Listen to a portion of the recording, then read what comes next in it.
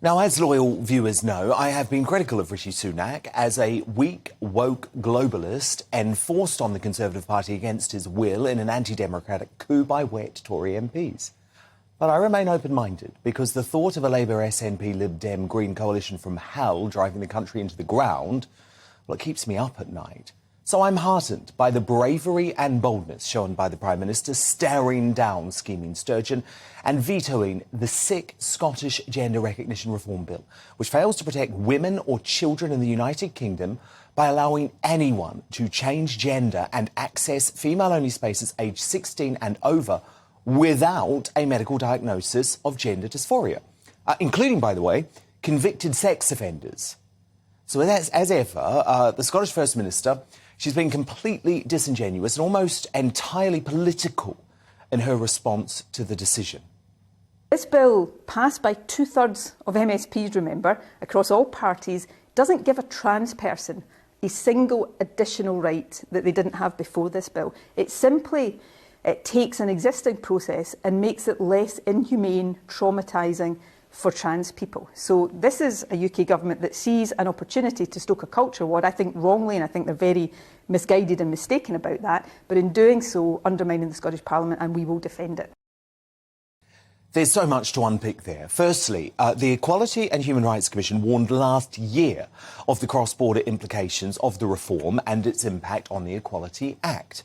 In September, they specifically said the operations of other provisions relating to sex discrimination across Great Britain will be affected by the proposed changes.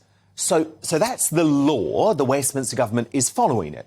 But Sturgeon is fighting a media war, regardless of the legal reality, just like she did over her illegal second independence referendum plan, to try and appease her rabid base.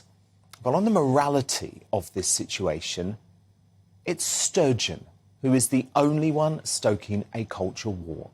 She is prepared to throw women's rights under the bus in the name of advancing a hard-left woke agenda that most trans folk never asked for.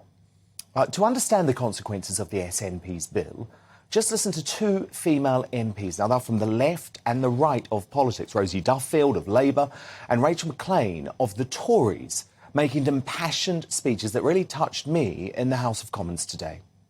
I welcome the government's invoking of Section 35 in this case, as the bill clearly conflicts with the Equality Act and would have repercussions for women across the UK. This bill seeks to allow anyone at all to legally self-identify as either sex and therefore enter all spaces, including those necessarily segregated by sex, such as domestic violence settings, changing rooms and prisons. There is a clear read across to the Equalities Act in our country.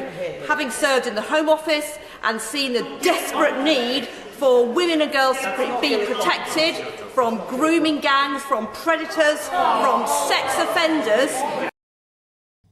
Now, in pushing through such a flawed policy against the wishes of the Scottish people, we must remember, Sturgeon has ignored the rights and safety of both biological women and confused youngsters, many of whom end up detransitioning if they begin their trans journey too young. So Sunak has shown political courage today, but there needs to be much more of it if he has any hope of surviving politically in the medium term.